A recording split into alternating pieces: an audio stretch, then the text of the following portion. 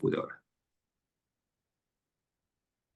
Bien, hermanos, vamos a comenzar orando. Patricio, ¿nos puede guiar, por favor, en una oración antes de comenzar esta clase? Está muteado. Ahí sí. Casi me pasa lo mismo que la otra vez. Sí. Ya. Padre, primero que todo te damos las gracias por este día que nos das, por estar aquí con el pastor, para aprender más de ti, Señor, para que nos des sabiduría, Señor, cada día, un poco más para aprender más de ti y que crezcamos en la fe y que seamos una iglesia próspera y que siga creciendo. Amén. Amén. Bien, hermanos, hoy estamos viendo Amén. lo que según el libro que les pasé, la guía es la clase número 6, que habla de regeneración y vida eterna, así se llama. Vamos a tratar de definir la palabra regeneración. Regeneración tiene como con comenzar algo de nuevo, con un reinicio. Y aplicándolo en el contexto espiritual es una vida nueva, una regeneración, un nacer de nuevo. Hace ya 2 clases hemos iniciado con un texto bíblico que es el mismo, porque es muy importante para entenderlo. Es importante para entender la obra del Señor en nosotros, entender lo que éramos nosotros antes sin Cristo, que aparece muy bien reflejado en Efesios 2:1. ¿Quién me lee otra vez Efesios 2:1? Wow. Llevamos 3 clases citando este texto, pero es importante verlo. Efesios 2:1.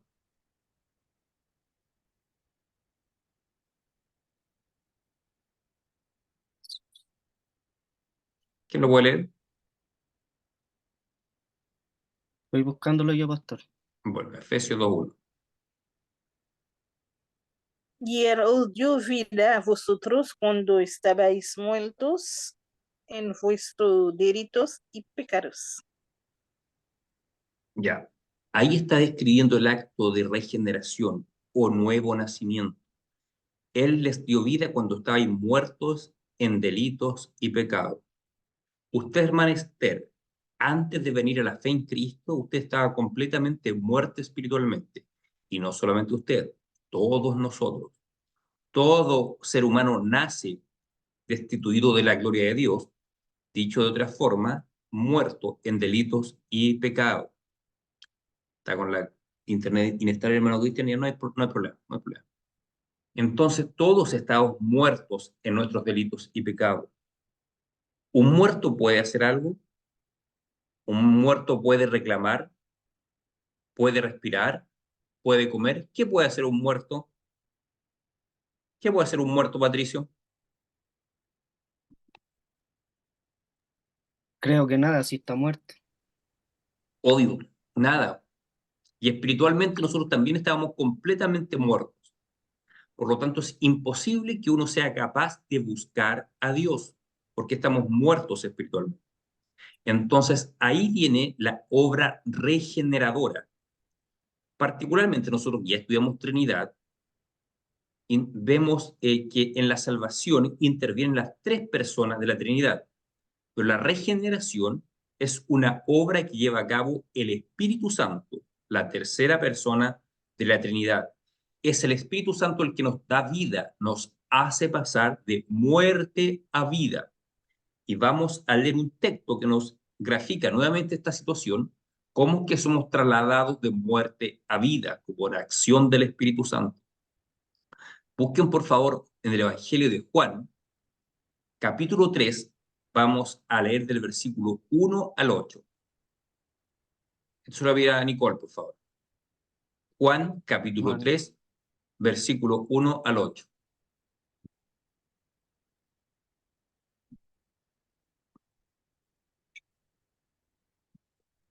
Ya.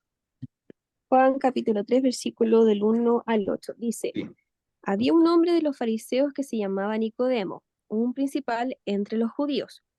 Este vino a Jesús de noche y le dijo, Rabí, sabemos que has venido de Dios como maestro, porque nadie puede hacer estas señales que tú haces si no está Dios con él.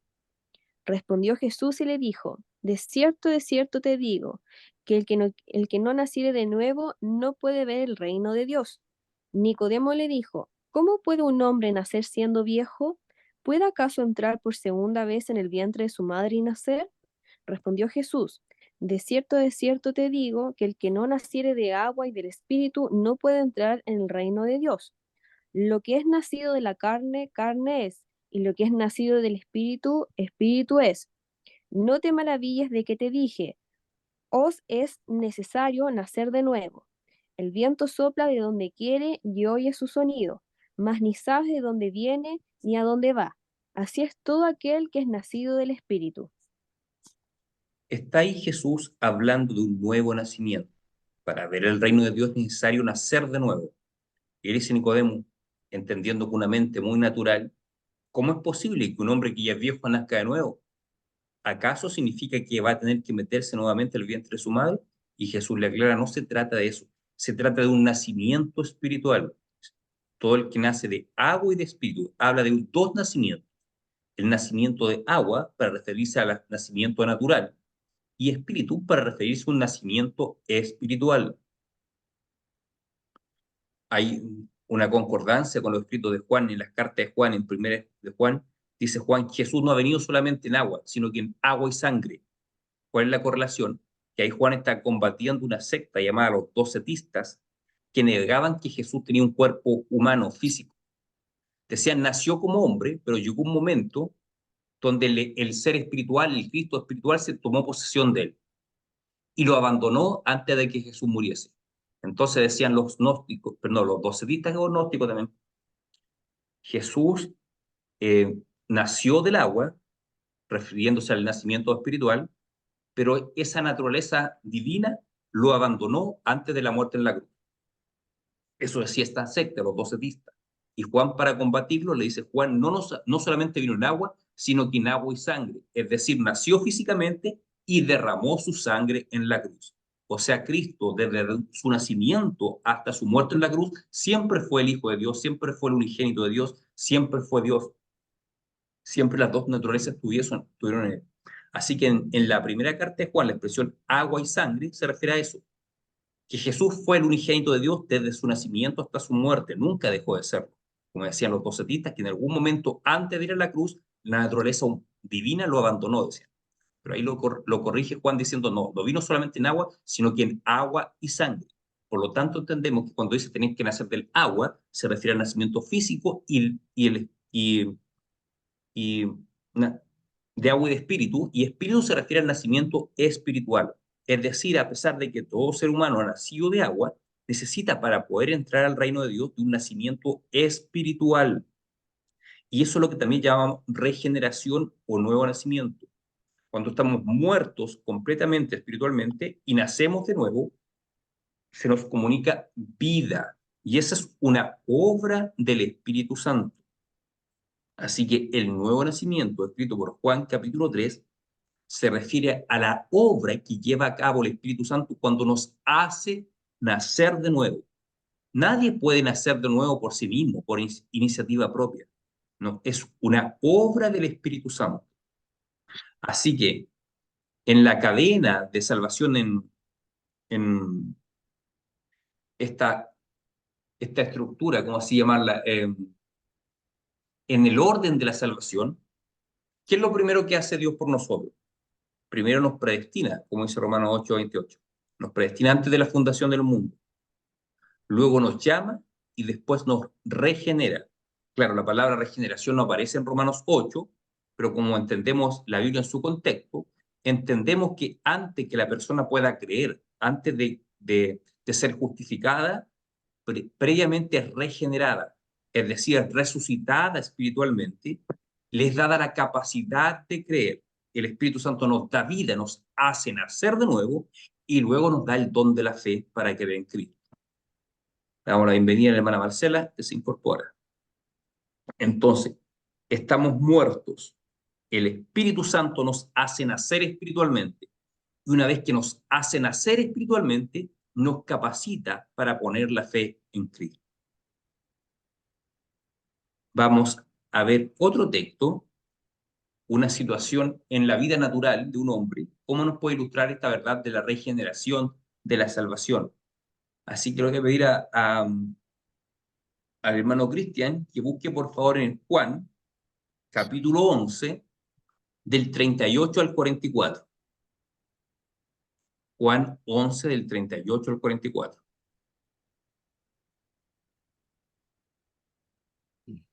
Lo leo. Sí, por favor. Jesús, profundamente conmovido otra vez, vino al sepulcro. Era una cueva y tenía una piedra puesta encima. Dijo Jesús, quitad la piedra. Marta, la hermana del que había muerto, le dijo, Señor, hiede ya, porque es de 4 días. Jesús le dijo, ¿no te he dicho que si crees verás la gloria de Dios? Entonces quitaron la piedra de donde había sido puesto el muerto. Y Jesús, alzando los ojos a lo alto, dijo, Padre, gracias te doy por haberme oído. Yo sabía que siempre me oyes, pero lo dije por causa de la multitud que está alrededor, para que crean que tú me has enviado. Y habiendo dicho esto, clamó a gran voz, Lázaro, ven fuera. Y el que había muerto salió, atadas las manos y los pies con vendas y el rostro envuelto en un sudario. Jesús le dijo, desatadle y dejadle ir. Esta situación ocurrida en la vida de Lázaro nos ayuda a entender el nuevo nacimiento espiritual. Lázaro está muerto, está en la tumba. Cuando Jesús va y le grita fuerte, Lázaro. Cuando Jesús le grita Lázaro, lo resucita, lo hace nacer de nuevo en el sentido espiritual. Es un nuevo nacimiento. Así como nosotros estamos muertos espiritualmente, el Señor nos llama, nos hace nacer de nuevo. Y ojo, después que Lázaro resucita, ahí Jesús le da la orden. Ven fuera. Lázaro, ven fuera. Así también en el mundo espiritual, el Espíritu Santo nos regenera, es decir, nos resucita, nos da vida espiritual y luego nos da fe para creer en Cristo, que sería el equivalente cuando Jesús dice, ven fuera. Pero lo primero que hace con Jesús, antes de darle la orden a Lázaro que venga fuera, es resucitarlo.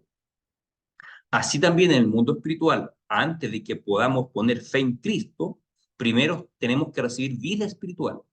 Ese acto por el medio del cual el Espíritu Santo nos da vida, nos pasa de muerte a vida, es lo que le llamamos nuevo nacimiento o regeneración.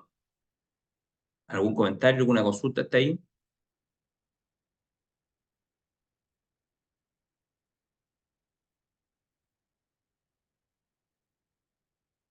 ¿Puede una persona resucitarse a sí misma? ¿Puede un muerto resucitarse a sí mismo? ¿Podía Lázaro levantarse por sí mismo? Naturalmente que no. Así también espiritualmente, nosotros no podíamos tener vida por iniciativa propia. Tuvo que otro resucitarnos espiritualmente. Cuando las personas dicen yo tomé una decisión por Cristo, en realidad es incorrecto, porque previamente estabas muerto espiritualmente y el muerto no puede hacer nada, no puede tomar decisiones nada en el mundo espiritual. Pero si el Señor te resucita, así como le dijo a Lázaro, lo resucita y después le da la orden, ven fuera, así espiritualmente el Espíritu Santo nos dio vida y luego nos da la capacidad de creer en Cristo. La fe salvadora que nos viene como un don de Dios, como lo vimos la semana pasada en Efesios capítulo 2, ¿cierto? Por gracia sois salvos y esto no de vosotros, pues es don de Dios. Así que, cuando Patricio estaba en el mundo, perdido, estaba muerto espiritualmente. Pero llegó un momento, Patricio, que el Espíritu Santo tocó tu vida y te hizo despertar, te hizo nacer espiritualmente. Y luego el Espíritu Santo obró en ti y puso en ti fe en Jesucristo. Fue todo obra del Señor, fue obra del Espíritu Santo de Dios. ¿Alguien quiere añadir algo? ¿Consultar algo? Pastor, por eso que también es incorrecto la frase esta de aceptar al Señor. ¿Quién acepta al Señor? Mm, Que es tan sí, famoso, y tan común. claro, porque da la idea que uno lo puede aceptar o rechazar y depende del ser humano. Claro. A O mí me lo gusta otro, mal, ¿sí? o la otra es cuando se dice que Dios a uno lo necesita. Mm. Eso también es bien común. No, Dios te necesita. Como No, si Dios tuviese necesidad de uno. Es Mm. tener Claro, un concepto de Dios muy pequeño. claro, exacto. Dios puede hacer lo que quiera sin nosotros, lo que quiera. Sí, sí, hay que O tener sea, cuidado muchas veces con eso, porque lo que podemos catalogar como una especie de don que es temporal, totalmente lleno de la misericordia y gracia del Señor, a veces puede interpretarse como que fuera algo innato de uno y que mm, Dios es el que necesita de eso que uno tiene. claro. Y en realidad no es así, no es así, El que necesita de Dios es uno. Uno tiene por toda la supuesto, necesidad de Dios. así es, Dios nos creó como personas y como criaturas a la vez.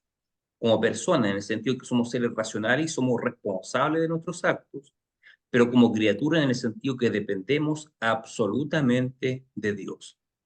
Y en la salvación dependemos absolutamente de Dios. La salvación es del Señor, para que nadie sea glorificado aparte de Dios. Solamente Dios es glorificado en nuestra salvación. Así que claro, en lugar de decir aceptar al Señor, yo prefiero la frase, creer en el Señor, como dice la Biblia. Cree en el Señor Jesucristo y serás salvo. Fueron 3.000 los que creyeron ese día, dice Hechos. No dice 3.000 aceptaron al Señor, dice 3.000 creyeron el mensaje del Señor, creyeron el Evangelio. Entonces, cuando una persona recibe a Cristo, puede decir, creyó en el Señor. Alguien puede decir, pero que todos creemos. Sí, pero el creer en la Biblia es una palabra mucho más profunda que un leve consentimiento intelectual de algo. El creer involucra entrega absoluta. De hecho, el concepto dual señor-siervo, si existe en un lenguaje actual, si existe un patrón, hay un empleado. Si existe, no sé, un ingeniero, a lo mejor hay un técnico, así, términos duales, hay correlación.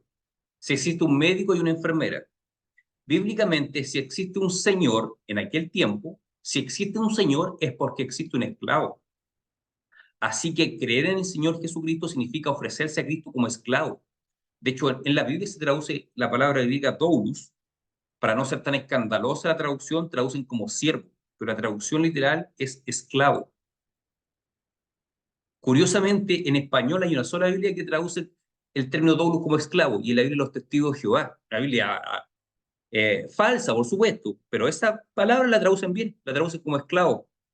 Por ejemplo, dice Pablo, esclavo de Jesucristo, no dice Pablo, siervo de Jesucristo, con otra Biblia. Es una Biblia corrupta, totalmente, pero esa palabra sí, la traducen bien. Entonces, cuando uno se cree en el Señor Jesucristo, el Señor tenía esclavos. Si lo llamamos el lenguaje de la época, todo Señor era dueño de esos esclavos. O sea, si yo creo en el Señor Jesucristo, estoy diciendo, me reconozco como su esclavo, que le pertenezco completamente a Él. Por eso digo, cualquier persona dice cree, sí, pero ¿le ha entregado su vida a Cristo? El creer en el Señor significa que tú te rindes a Él como esclavo. O sea, te entregas completamente a Él. Entonces la palabra fe, creer, involucra mucho. Por lo tanto, cuando dice 3.000 creyeron al Señor, 3.000 personas se entregaron al Señor, le entregaron su vida al Señor. Le damos la bienvenida a la hermana Evelyn, que se acaba de conectar. ¿Algún otro comentario respecto a esto que estamos hablando? hace algunos años también eran famosas las campañas masivas ¿Mm? y, y también para catalogar el éxito o fracaso de la actividad se entregaban las estadísticas al final. Entonces decían, no sé, pues 500 decidieron entregar su ¿Mm? vida al ¿Mm? Señor. Y eso ocurría en una sola noche o en un solo evento. Era como automático, ¿Mm? conceptos equivocados. Sí. Así era la calidad de cristianos que al otro día ¿Mm? tenían que levantarse con una vida igual. Claro. Lo cual no quita que entre esas personas haya habido Por conversiones supuesto, genuinas, por supuesto. por Claro, supuesto, claro que sí. Claro. Pero el llamado era el equivocado. claro. Las palabras, la terminología equivocada. Sí, Una correcto. perspectiva arminiana que Sí, le concede la efectivamente. responsabilidad neta al hombre, no reconoce la obra de Dios en la salvación. Así es. Avanzamos. Vamos a ver un caso de esto que está hablando el hermano Cristian. que generalmente algunos predicadores muy populares dicen, hacen un llamado para aceptar a Cristo, como si la decisión dependiera exclusivamente de la persona. Pero vamos a ver como un caso bíblico, cómo actuaba el Señor en las personas. Vamos a ver, le vamos a pedir este texto a la Javi, le vamos a pedir un texto en el libro de Hechos. Hechos capítulo 16, Javiera. Hechos 16 del 13 al 15.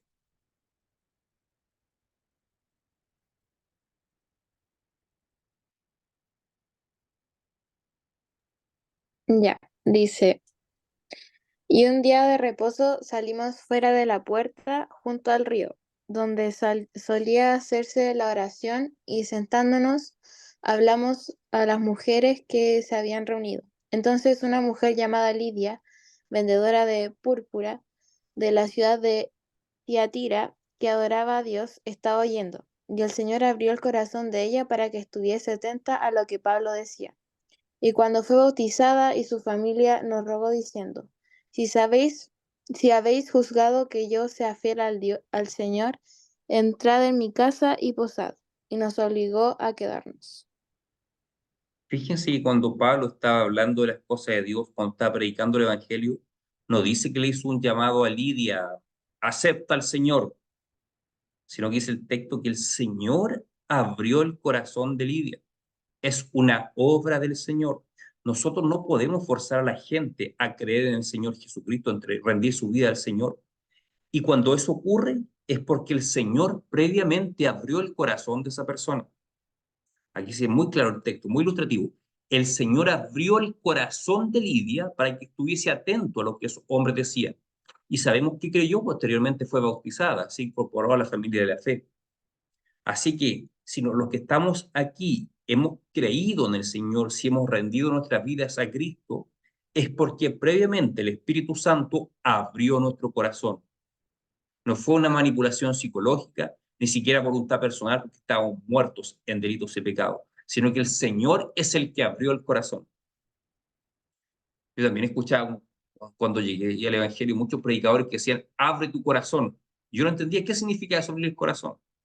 Pero después leo en la Biblia que el Señor es el que abre el corazón de las personas. No es algo que hace uno, es algo que el Señor hace en la persona. Y si alguien puede decir, yo tengo un corazón abierto para el Señor, bueno, es porque el Señor obró en tu vida. Eso es una marca de que el Señor está obrando en tu vida. Mientras tú derramas tu corazón al Señor, tu corazón se quebranta ante el Señor en oración, es porque el Señor previamente tocó tu corazón. Es el Señor el que está actuando en tu vida. ¿Algo que añadir al respecto? Entonces, el que abre el corazón de la gente es el Señor. Cuando una persona se convierte a Cristo es porque previamente el Señor abrió el corazón para que estuviese atento y creyese el mensaje que estaba escuchando, que es la predicación del Evangelio.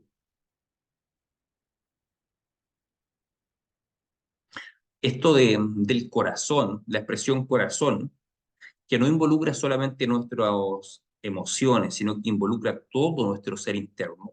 Ya había una promesa en el Antiguo Testamento acerca de esta obra del Espíritu Santo, de la obra de la regeneración. Esto no quiere decir que el Espíritu Santo no actuaba en el tiempo del Antiguo Testamento. Claro que actuaba el Espíritu Santo. No podrían haber creyentes genuinos en el tiempo del Antiguo Testamento si no fuese por la obra del Espíritu Santo. Pero estaba anunciada una obra más profunda del Espíritu Santo aún en un tiempo futuro, en los profetas antiguos. Por ejemplo, Ezequiel. Busquen aquí, le voy a pedir a la hermana Esther que busquen el profeta Ezequiel, por favor. Ezequiel capítulo 11,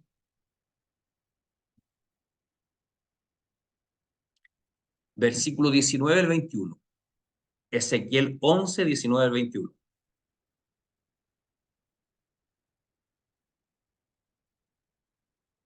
Ezequiel 11, 19 al 21, por favor. Y les daré un corazón y un espíritu nuevo, pondré dentro de ellos y quitaré el corazón de piedra de en medio de su carne y le daré un corazón de carne para que anden en mis ordenanzas y guarden mis decretos y los cumplen y me sean por pueblo y yo sea a ellos por Dios. Mas a aquellos cuyo corazón anda tras el deseo de sus idolatrías y de sus abominaciones, yo traigo su camino sobre sus propias cabezas, dice Jehová el Señor. Ya. ¿Ustedes recuerdan cuando la semana Es pasada, me parece rebelde. que sí? Pero está ahí no, hermano. Hablamos de Hebreos capítulo 6, cuando dice los que desgustaron del don celestial. ¿Cómo podrían ahora despreciar la salvación? Y explicamos qué consistía, en que los judíos que estaban en medio de la iglesia de los hebreos, que aún rechazaban al Mesías, aún de ellos se dice que gustaron del don celestial, porque por la historia de la nación de Israel siempre gustó de la presencia de Dios. Dios estaba con ellos, el Espíritu Santo estaba con ellos y obraba en ellos. Pero acá lo que anuncia Ezequiel es una obra más profunda del Espíritu que sería en un futuro, con la venida de Cristo. Dice que habla simbólicamente: quitaré el corazón de piedra y pondré uno de carne. Eso es lo mismo que decir pasar de muerte a vida. Es lo mismo que decir nacerán de nuevo. El Espíritu Santo sacará ese corazón duro de incredulidad y pondrá un corazón blando que sea capaz de creer en el Señor, que sea capaz de obedecer y entregar su vida a Cristo. Así que a eso apunta esa profecía de Ezequiel, una obra más profunda del Espíritu Santo que iba a comenzar a partir de la venida de Jesucristo. Hoy en día el Señor hace esa obra profunda en los corazones. Cada vez que una persona entrega su vida a Cristo, se puede decir nació de nuevo, pasó de muerte a vida, y también podemos decir, utilizando el lenguaje de Ezequiel, le fue quitado el corazón de piedra y le fue dado un corazón de carne. Eso es la regeneración del Espíritu Santo. Es pasar de muerte a vida. Esa piedra inerte sin vida se transforma en corazón de carne, un corazón vivo. Nosotros todos estábamos completamente muertos espiritualmente. Teníamos corazón de piedra, hablando simbólicamente. Pero una vez que el Señor abre nuestro corazón, como abrió el corazón de Lidia, nos fue dado un corazón abierto, un corazón de carne. Nos fue dado un nuevo nacimiento. Somos ahora nueva criatura en Cristo. Eso es, hermanos, la regeneración del Espíritu Santo. La vida nueva que el Espíritu Santo produce en nosotros. ¿Alguna pregunta? ¿No? ¿Ningún comentario?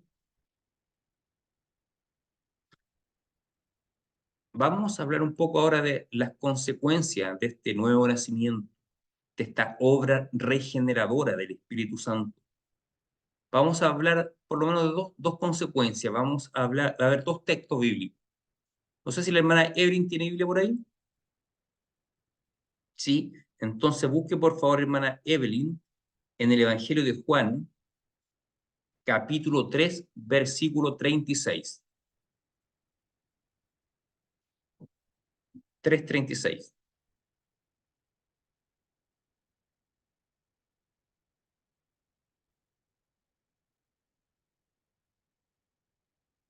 Juan 3:36.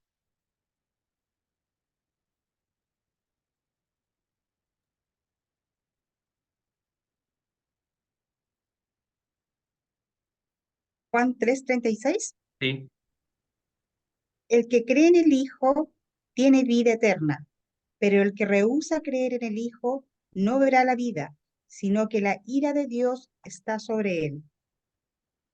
hoy tenemos dos cosas a decir de ese texto. Primero, que como consecuencia de esta regeneración, hemos creído en el Señor Jesucristo. Y si creemos en el Señor Jesucristo, tenemos vida eterna.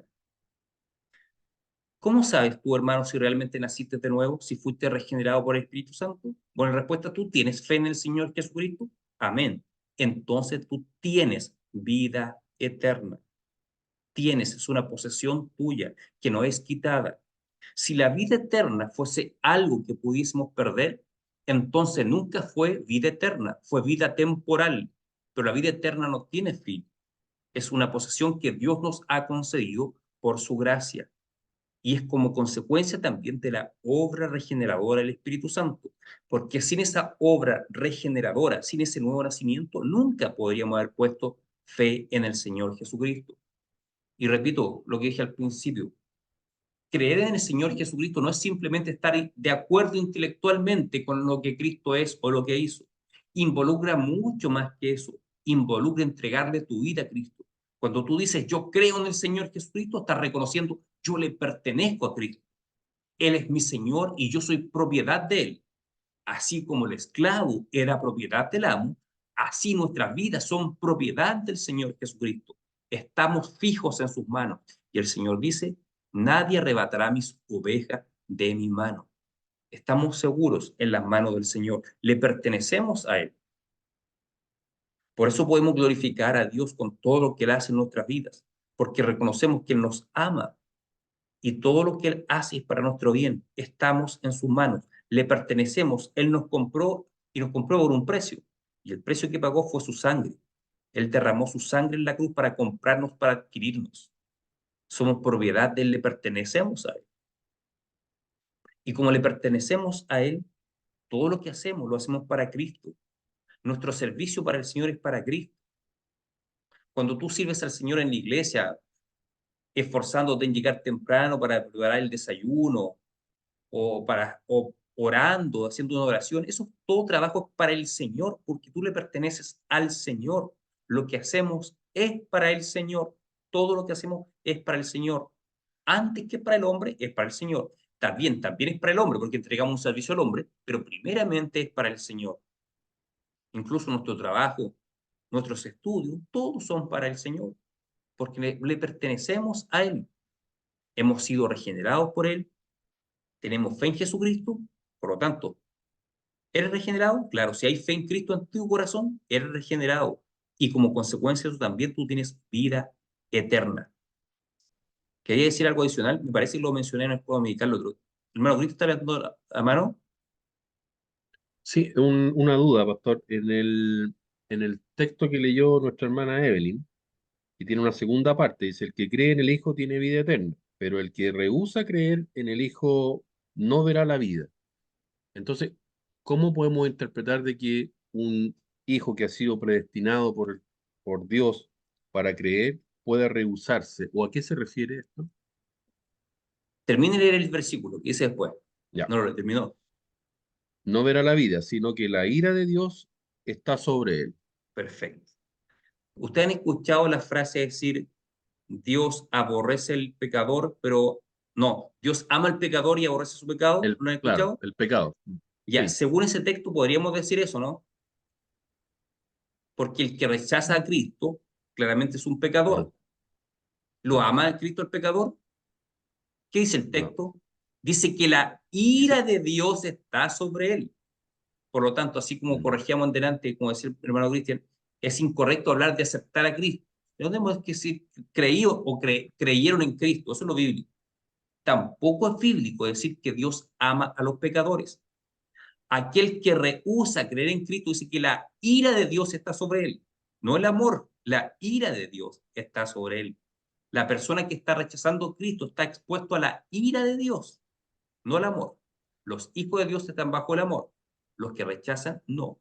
Ahora, ¿quiénes son los que rechazan y quiénes son los que creen?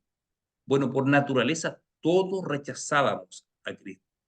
Solamente por la gracia de Dios llegamos a creer. ¿Quiénes son los que creyeron? Lo que dice Romanos 8:28. Los que antes conoció, estos también predestinó, estos también llamó y estos también justificó. O sea, el que cree en Cristo es porque previamente hay una obra de Dios en él. Y los que creen en Cristo, no, perdón, los que rechazan a Cristo, no hay una obra de Dios en él. Dios los pasó por alto. Otro día preguntábamos si hay una doble predestinación o no. Si Dios los pasó por alto o los predestinó para ser condenados, y es una discusión que claro, no tiene fin. Entonces sí. nunca nos vamos a poner de acuerdo. Pero sí claramente, en aquel que rechaza la obra de Cristo, claramente no existe en él la regeneración del Espíritu Santo. Mm. Ahora, el día del juicio no tendrá excusa. Igual se le va a demandar responsabilidad. Entonces podría yo interpretar de que en este caso, este que dice que no ha creído, que ha rehusado creer, dice, que ha rehusado creer, es uno que no ha sido predestinado Claro, por Dios. claro, Ya, perfecto. sí, No corresponde al reino de Dios. claro. Ahora, ¿quiénes son Ya. ellos? ¿Podemos nosotros discernir una persona, tú fuiste predestinado y otra no? ¿Tenemos esa capacidad nosotros para identificar a una No. persona así? No, no tenemos esa capacidad. De hecho, hay un famoso predicador del siglo XIX, inglés, Charles Spurgeon. Él Sí. decía, si yo supiese quiénes son los elegidos de Dios, si yo pudiera ver una marca en la frente de los elegidos de Dios, yo no perdería tiempo con los no elegidos, les predicaría solamente a los elegidos.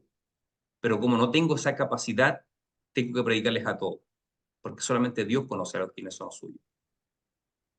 O sea, es imposible para nosotros. Tal vez una persona puede tener las marcas, ser la peor persona, la más reacia a Cristo, la más reacia al Evangelio, que odia el Evangelio, pero tal vez esa persona en el último día de su vida se va a convertir. No lo sabemos. Yo conozco casos de personas que se han convertido en el último día de su vida. No tenemos cómo saberlo. Y también, lamentablemente, hay casos Al revés donde también. Sí. personas que aparentemente han sido muy buenos Ah, cristianos toda su vida y terminan muy mal, rechazando la fe en Cristo. mm, Ustedes han terminado ateos. También ocurre al revés. sí, Así que, sí. claro, uno puede decir el que rechaza a Cristo no fue predestinado, pero no sabe, no podemos apuntar con el dedo y decirle, este no está predestinado, porque puede que el último día se convierta a Cristo. Claro. Sí. Pero si llegado el día final, o si esa persona falleció y nunca recibió a Cristo, sí podemos incluirlo en esa categoría. Los réprobos se le llama en teología. Los elegidos y los réprobos.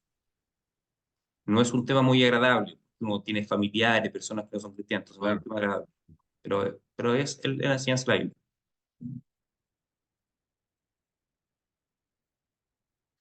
Entonces, una consecuencia de la regeneración es que tenemos vida eterna. Vamos a hablar de otra consecuencia. Aquí, Nicole, por favor. Juan capítulo 15. Juan 15, versículos 4 y 5.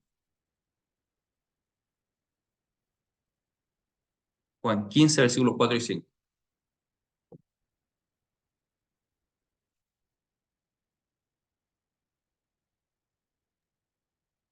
Ya. Versículo 4 y 5, ¿cierto? Sí. Ya. Permaneced en mí y yo en vosotros.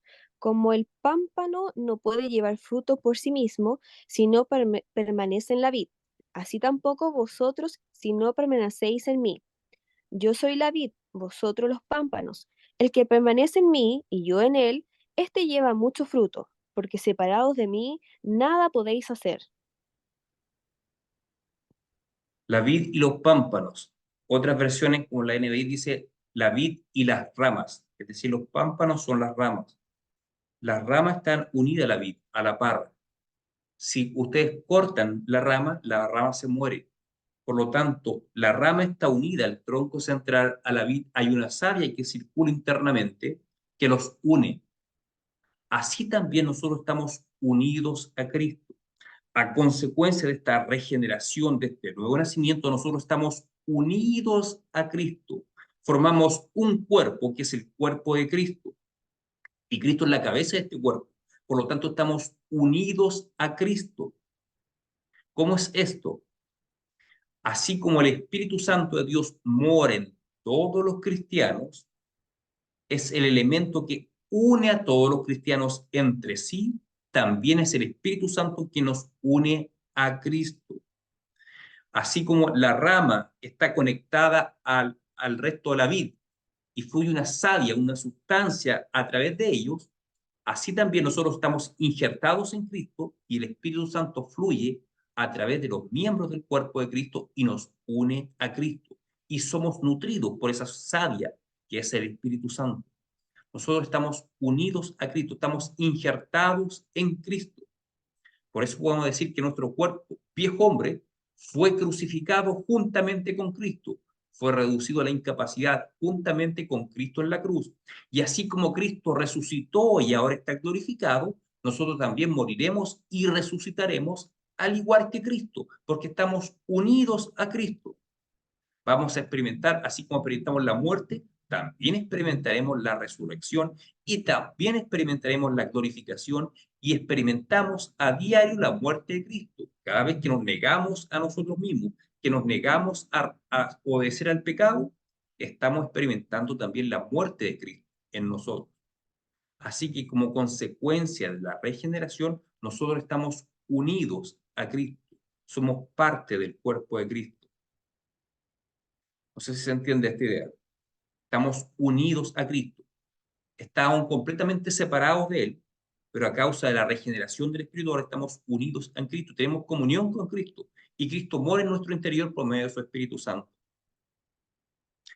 A propósito de ese texto, hay algo muy interesante en y prepárese, hermano Cristian, con la Biblia textual.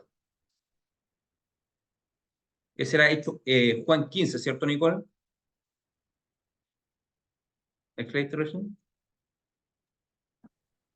Sí, 4 o 5. Me acordé de algo que le va a interesar.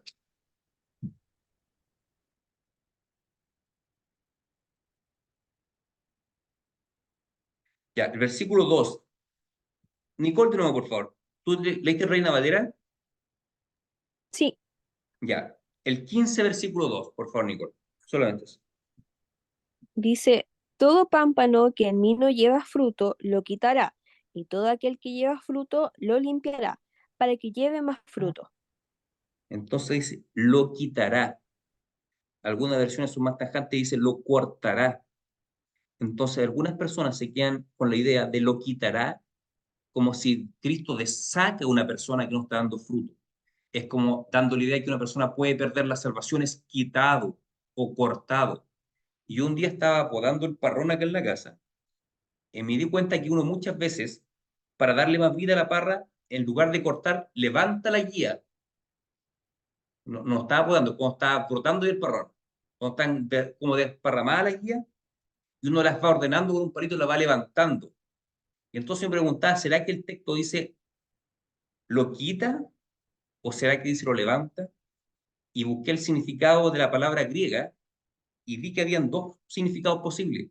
Uno es cortar o quitar y otro es levantar.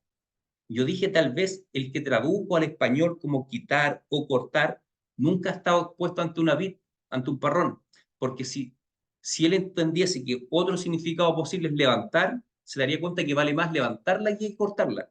Y me encontré con la sorpresa, Biblia textual, 15:2. ¿Cómo lo traduce, hermano? Capítulo 15, versículo 2, ¿cómo dice?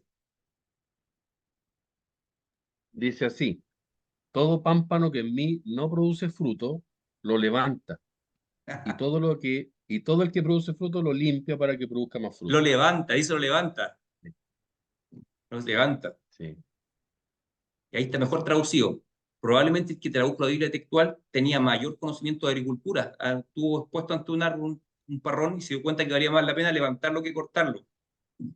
Así que Sí, ese correcto. texto no se puede usar para decir que la salvación se pierde. Todo lo contrario. Cristo, cuando ve que una rama no está dando fruto, dice, la levanta. La levanta. No la quita, la levanta. Así que Interesante. no me gusta tanto la Biblia textual, pero tiene traducciones buenas. Algunos versículos me gustan. Sí, es buena. Esa estuvo buena el otro día también. Gloria a Dios a Sí, las alturas y a los hombres de su elección. sí. Eso lo levanta. Eso no es anécdota respecto a la Biblia textual. Lo levanta. Mm. Me acordé porque justo leímos ese pasaje para hablar de la unión con Cristo. Eso, hermanos, entonces, la regeneración del Espíritu Santo significa que es el acto por medio del cual el Espíritu Santo nos da vida espiritual. Estábamos muertos con un corazón de piedra endurecido hacia Dios y Él nos da un corazón blando de carne, abre nuestro corazón, nos da vida espiritual. Eso es una obra que realiza el Espíritu Santo en nosotros y por eso tenemos vida eterna y por eso ahora estamos vivos espiritualmente, tenemos unión con Cristo, experimentamos comunión con el Señor y comunión con los hermanos, unos con otros. ¿Alguna pregunta, algún comentario?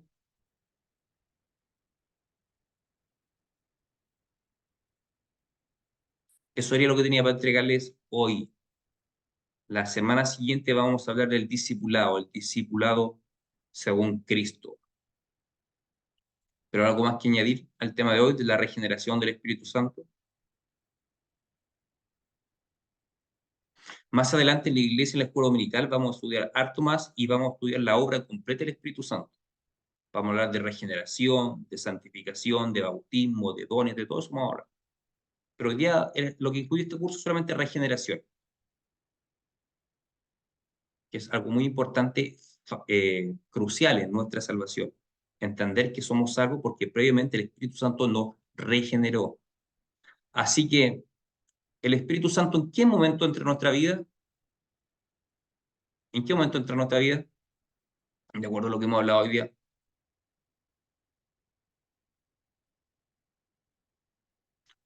Una respuesta muy ¿No común creemos es en cuando... Cristo? Es una respuesta muy habitual, cuando creemos en Cristo. Pero podemos creer en Cristo si es que antes el Espíritu Santo no está obrando, regenerándonos. No. Por lo tanto, el Espíritu Santo está en nosotros antes de que creamos en Cristo, porque antes de creer en Cristo, Él nos regenera. Él está en nuestro interior regenerando, transformándonos, pasando de muerte a vida, y luego nos da la capacidad de creer en Cristo. Así que en estricto rigor, el Espíritu Santo está en nosotros antes de creer en Cristo. Tal vez fue un minuto antes, un segundo antes, una hora antes, no sabemos. Pero sí, si lo vemos cronológicamente, es antes de creer en Cristo. Obviamente, cuando la persona cree en Cristo, obviamente porque ya tiene el Espíritu Santo.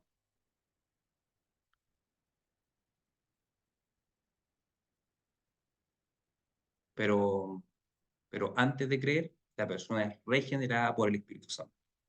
¿Cuánto tiempo antes ocurre eso? No sé, no sé. Como digo, puede ser segundos, minutos, horas, días, años, no sé. No nos está esa respuesta. Pero sí sabemos que ocurre antes. De repente hay personas que dicen, yo antes de convertirme a Cristo, por años el Señor me estaba llamando, estaba poniendo una inquietud en mí. Probablemente sea que el Espíritu Santo ya estaba obrando la regeneración en él hace mucho tiempo, años. Pero la salvación se lleva a cabo, se consuma en el momento que la persona cree en Cristo. Pero hay una obra previa del Espíritu Santo.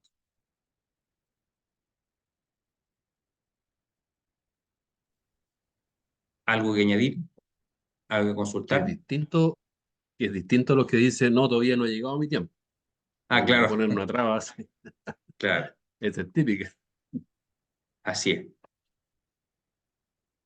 Pero ahí le dice, Si no, busca a yo, Dios. gracias, pastor, nomás. Bueno, Gracias por la enseñanza, que es bueno, necesaria y temas tan claves. bien, pues, gracias, hermano. Aquí le vamos a ir a la Javi que ore, que culminemos esta reunión con una oración. ¿Puede orar, Javiera? Sí, Bueno, bueno. ya. Señor Jesús, te damos gracias por este día, Señor. Te damos gracias por esta instancia que tú nos has dado, Señor. Te doy gracias porque permitiste que mis hermanos pudieran venir a esta reunión, Señor, al pastor también. Y bendícenos en esta noche y en el día de mañana. En el nombre de Jesús, amén. Amén. Y el domingo están todos invitados al Día de la Madre acá en nuestra iglesia. Todos cordialmente invitados. Chao, que Dios Amén. les bendiga. Chao, Chao. hermanos. Chao. Chao, chao, Chao, chao, hermano. hermanos. Chao, Hermanos, Evelyn. Chao, bendiciones. mamá. Chao. Chao.